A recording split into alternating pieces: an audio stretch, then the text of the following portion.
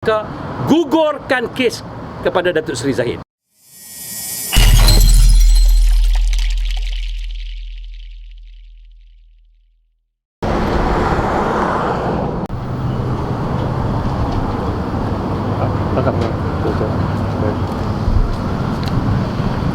Assalamualaikum warahmatullahi wabarakatuh. Okey, saya Zamil bin Ibrahim. Hari ini kita buat laporan secara rasmi kepada pihak SPRM Putrajaya dengan satu tujuan, iaitu kita nak minta pihak SPRM menyiasat kembali laporan ataupun siasatan yang dibuat pada tahun 2018. Sebab saya percaya hari ini saya datang, saya jumpa pihak SPRM yang baru, yang bukan SPRM pada tahun 2018, yang mana pada ketika itu saya percaya tindakan ataupun siasatan pihak SPRM agak terhad sebab lantikan daripada Kerajaan Pakatan Harapan ketika itu.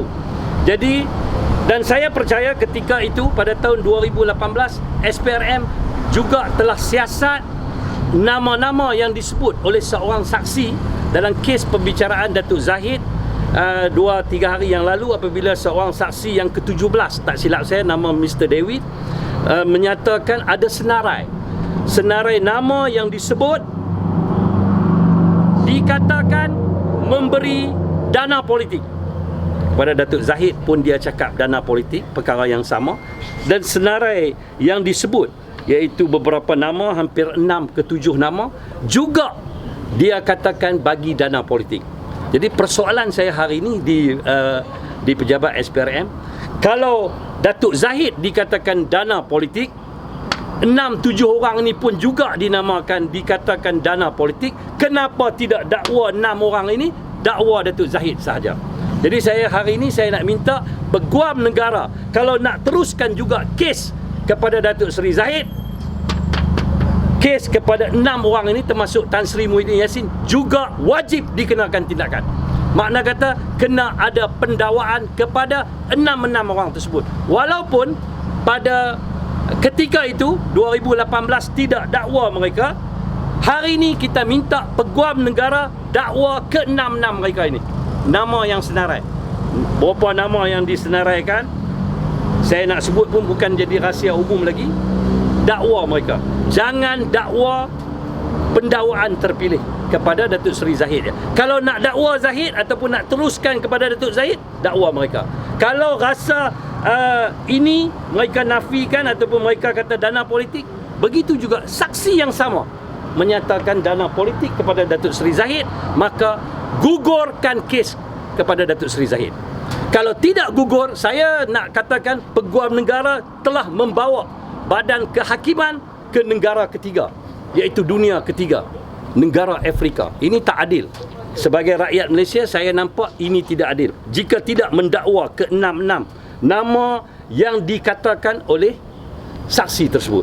Jadi ini tujuan saya datang ke pejabat SPRM, minta pihak SPRM siasat kembali, sebab saya percaya waktu 2018 SPRM tertekan ataupun mungkin ada kekangan daripada kerajaan ketika itu. Okey, itu saja. Ada soalan?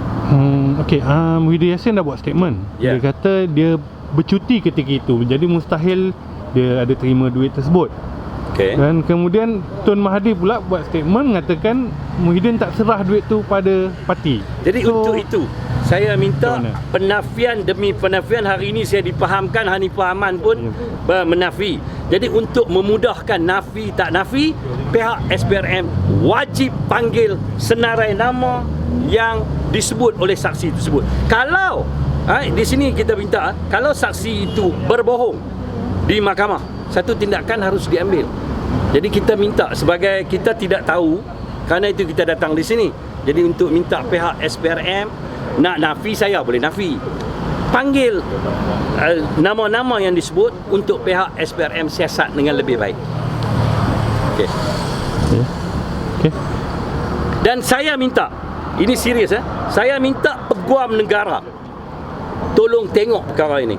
Jangan berlaku ketidakadilan dalam perkara ini. Dana politik, rasuah politik, yang mana satu betul ni? Kita nak tahu yang mana satu betul. Kalau disebut semua ini dana politik, mana kata Datuk Zahid juga terima dana politik. Tetapi kenapa Datuk Zahid disiasat, didakwa, yang lain tidak didakwa? Ada dua apa ni? Saya nak tanya, ada dua apa ni? Ada dua sistem yang berbeza dalam nama yang sama, iaitu pegawai negara yang sama. Cuma Pesuruhjaya SPRM pada tahun itu 2018 orang yang tidak sama. Itulah Latifah Koya, sekarang orang lain. Jadi kita minta tolong balik kembali kepada asal penubuhan SPRM. Okey.